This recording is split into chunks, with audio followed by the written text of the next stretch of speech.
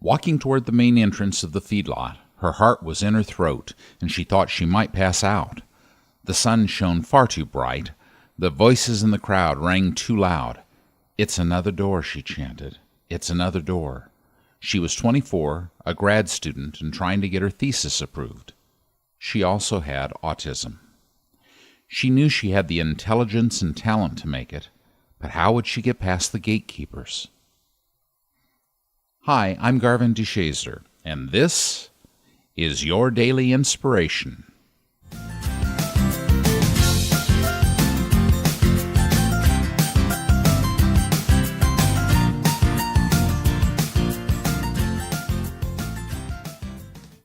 From 2 years old, it was clear she was different from most children.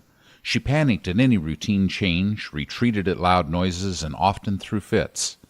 At first, her mother dismissed it as a phase, but by the time she was 4 and still not speaking, there was no denying the problem.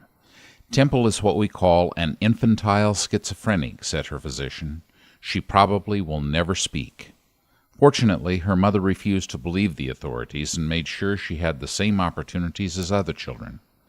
As soon as she could speak, Temple was sent to public school, then boarding school.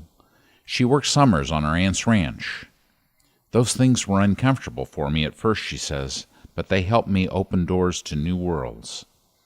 It was at boarding school that Temple Grandin discovered she had a rare visual mind, an ability to perfectly bring to memory everything she had ever seen. She also had an intuition to spot details that others missed. Her peers teased her for her Mr. Spock-like demeanor and for a habit of rocking to calm herself. Then she'd have a panic attack, and they'd make fun of that, too. "You're just different," her mother said. "Different, not less." Her teacher encouraged her. "You have a special mind," he said. "Think of it as a door that's going to open a whole new world for you. All you need to do is decide to go through it." She took his words to heart. She went to college, then grad school. She had discovered at her aunt's ranch that she had a unique insight into animals. She saw why cows moved as they did, what their moos meant, what calms them.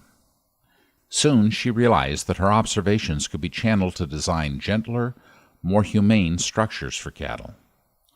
Those around her laughed at her ideas. "What a nut job," they said. But she knew she was onto something. She went to her professor at Arizona State University for approval. "A master's thesis on mooing?" he asked. "Okay, if you can get the yard owner, Don, to sign off on it. I, for one, will not give you an easy ride because of your autism." Of course, an easy ride had never been Temple's style. She knew that no matter what it took, she was going to walk through this door. As she approached the lot, papers in hand, trembling, a ranch hand jolted toward her. "Stop!" "Sorry, ma'am," he told her. "No women on the lot." Undeterred, she continued. "My name is Temple Grandin. I'm a grad student at Arizona State." "Sorry, but that's the rules, ma'am." She repeated. "I'm a grad student. I was just here last week." "Cowboys' complaints. They don't want women on the yard. I'm just doing my job." "Ma'am, you're holding up the line," said another. "Turn around and don't come back." But she was not giving up.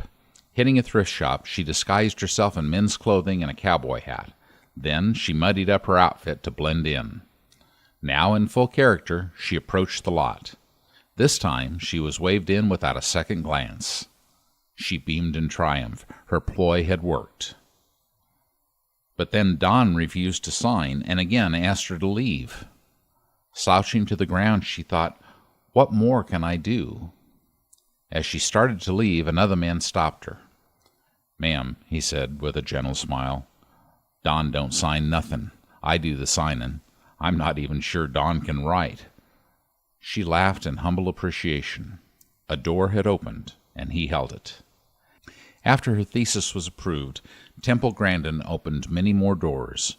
She designed a more humane handling system for cattle that now serves most of North America. She received her Ph.D., and she began lecturing worldwide on animal husbandry and autism. It was a satisfying journey. The eccentricity that had once isolated Temple now paved the way to legendary innovation and purpose. How did Temple Grandin change from autistic mute to successful inventor, best-selling author, and prized lecturer? She first identified a dream. She then courageously persisted in steps to reach that dream. She used her oddities to her advantage, and she drew strength from those who believed in her. What gifts do you possess that make you unusual, or perhaps even odd? How far will you go to step through the door of your dreams, no matter who opposes you? Are you willing to affirm, "I am different, not less," and walk through that door today? Thanks for listening. May your day be filled with love, laughter, and joy. Bye for now.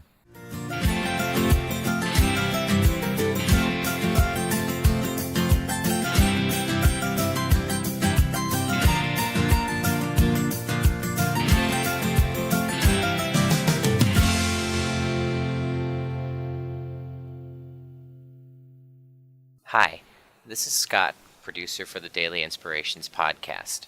We hope you're enjoying these stories, and if you'd like more inspiration in your life, visit mydailyim.com.